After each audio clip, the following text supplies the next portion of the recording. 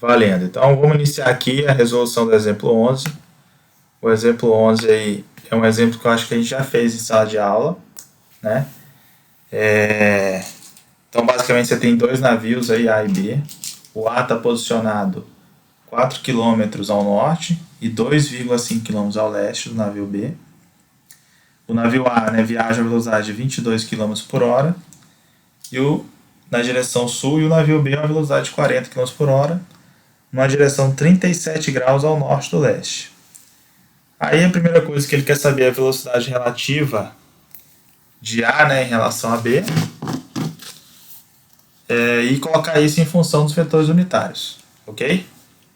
Então vamos começar aqui a resolução.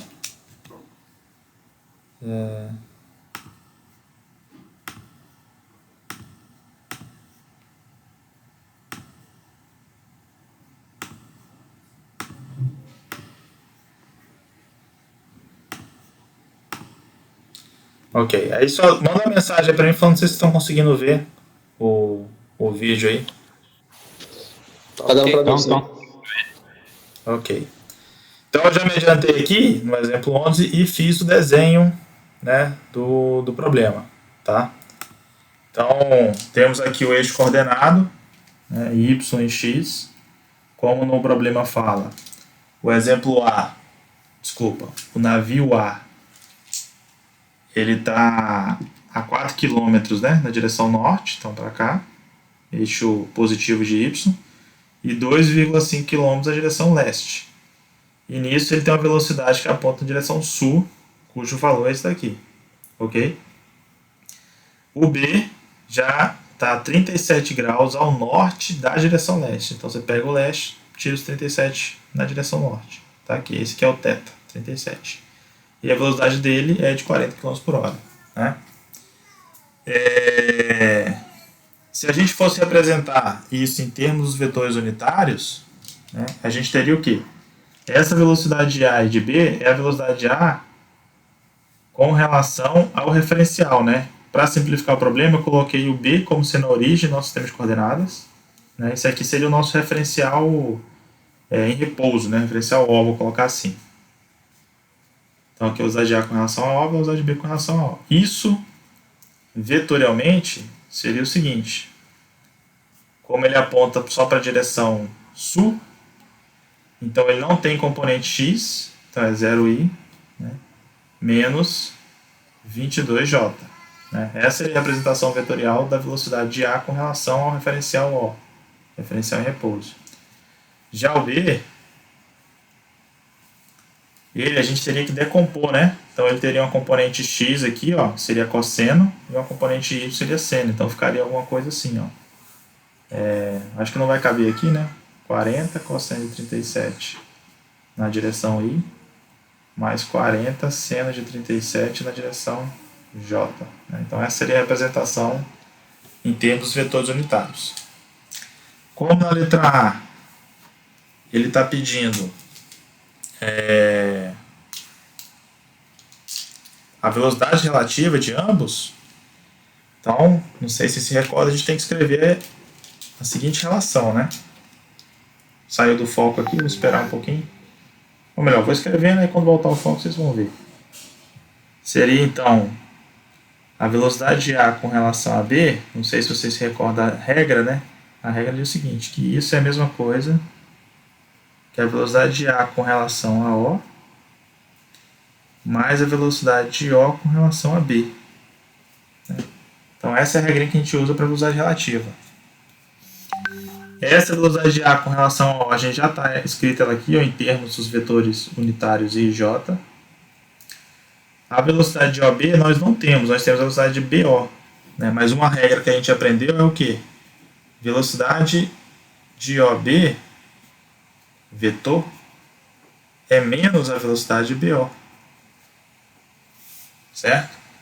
Então, fazendo uso dessa propriedade aqui, essa equação vetorial, ela pode ser escrita assim, ó.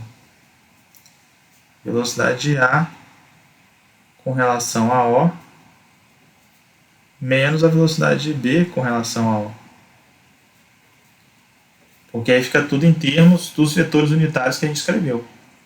E agora é só somar isso aí. Então vamos escrever aqui, ó. Velocidade de A com relação a B é a velocidade desse cara aqui, que a gente colocou ali, ó. 0i mais 22, desculpa, que é menos 22j, ok? Alguém escreveu alguma coisa? Deixa eu ver aqui. Ah, não, beleza. Essa questão eu não consegui fazer. Ok, show de bola. Aí aqui vai ficar menos esse termo aqui, que é o que a gente escreveu ali, né?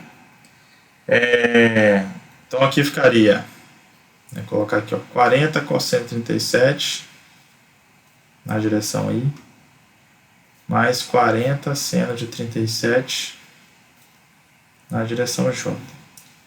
Aí, para agilizar aqui o processo, a gente pode aproximar o seguinte. Vou escrever aqui no canto, ó. Seno de 37 graus é aproximadamente 0,6. E cosseno de 37 graus é aproximadamente 0,8. Ok? Então eu vou fazer essa conta aqui.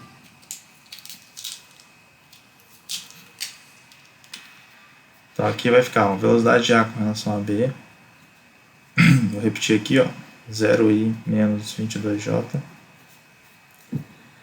Cosseno de 37, 0,8. 0,8 vezes 40, isso vai dar 32.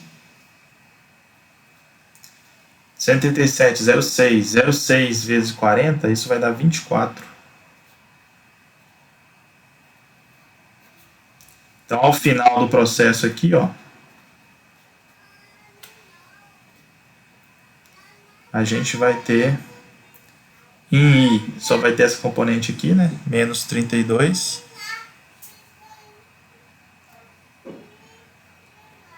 Em J a gente vai ter menos 22 menos o 24. Então isso vai dar menos 46. Então essa é a velocidade de A com relação a B em termos dos vetores unitários, beleza? Então está respondido aí a letra A. Show? Aí agora a letra B. O que a letra B está perguntando? Tem alguém que está com o áudio ligado aí, se puder desligar, porque aí dá um eco aqui para mim. Beleza. Valeu. Ok, show de bola. Então vamos seguir aqui agora. Na letra B, ele já fala o seguinte. Escreva uma expressão em termos dos vetores unitários de J para a posição de A com relação a B em função do tempo. Tá? Então, em vez de a gente querer agora a velocidade relativa, a gente vai querer a posição relativa. Né? Então, isso agora a gente começa a fazer a letra B. Só que a lógica ainda vai ser a mesma, tá? A lógica vai ser a mesma. Então, ó, a posição de A com relação a B, isso vai ser o quê? Vai seguir o mesmo raciocínio que acima, ó. Tá vendo aqui? Só trocar aqui o V por R, tá?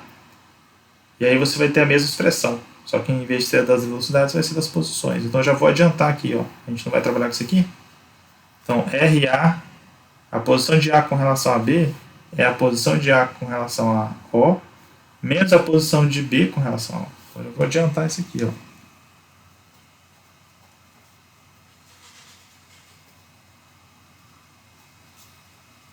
Ok? Aí quem é a posição de A e B? Como é que essa posição ela muda com o tempo? Né? Se você fosse recordar, como é um movimento de velocidade constante, a equação é essa, né? A posição final, vetor, é igual a posição inicial, vetor, mais a velocidade, vetor, vezes o tempo. Então, esse você tem que trabalhar, tá? Então, vamos escrever isso aqui, ó.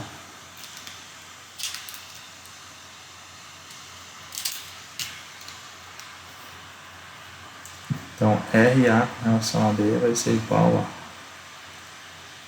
Isso aqui é a posição final de A. Quem é a posição final de A? É a posição inicial dele. Se você for olhar no sistema de coordenadas, o A inicia nesse ponto. Ó. Esse ponto vai ser o quê? 2,5 na direção I, 4 na direção J.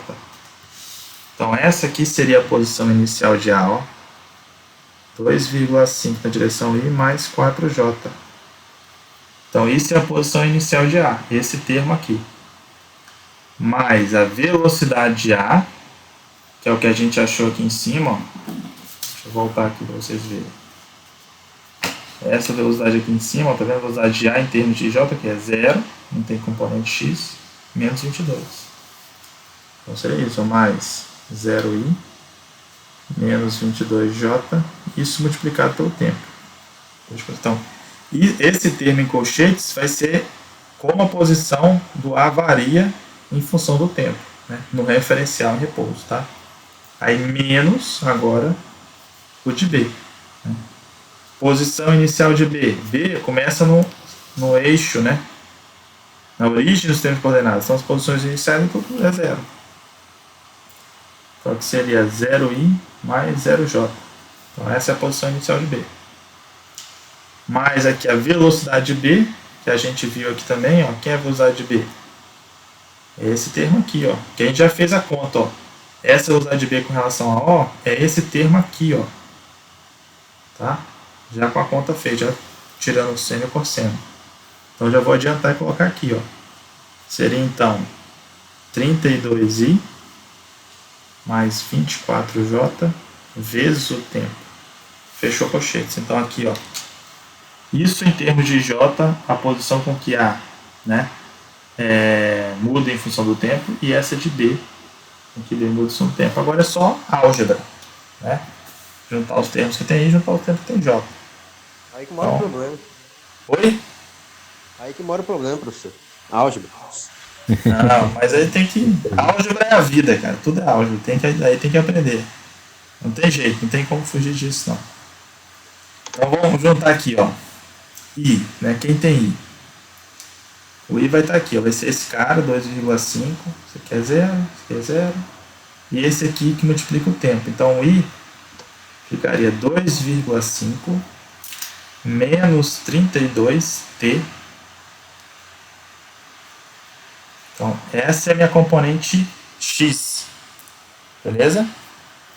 Agora mais minha componente Y, J. J está onde? J está aqui, ó.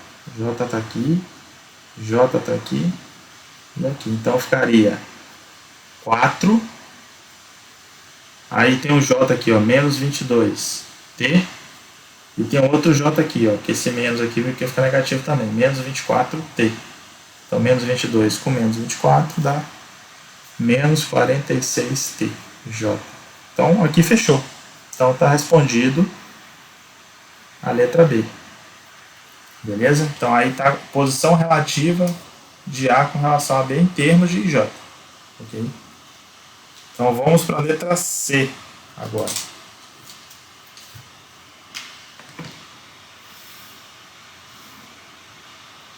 C. Na C ele vai pedir o seguinte.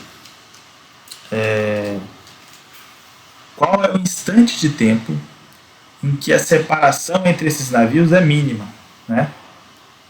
Vamos voltar aqui ao problema. O navio B, ó, ele vai seguir essa direção e o navio A essa. Vai haver um momento em que essa direção vai ser mínima, depois de um tempo elas vão voltar a aumentar de novo, vão voltar a se distanciar. Então na letra C, o que ele quer saber é justamente isso. Sei que está borrado aí, daqui a pouco volto foco. Qual vai ser o tempo em que essa distância entre os dois navios vai ser o menor possível? E aí como é que a gente pode responder essa questão? Né? Se eu estou falando de mínimo e máximo, vocês já sabem que fizeram cálculo 1, isso envolve derivada. Né? Então se eu quero achar o extremo local, o que eu tenho que fazer? Eu tenho que derivar igual a zero. Só que eu tenho que derivar o quê? Eu tenho que achar a função distância, né? A distância em função do tempo. Como é que eu faço para achar essa distância entre os dois navios?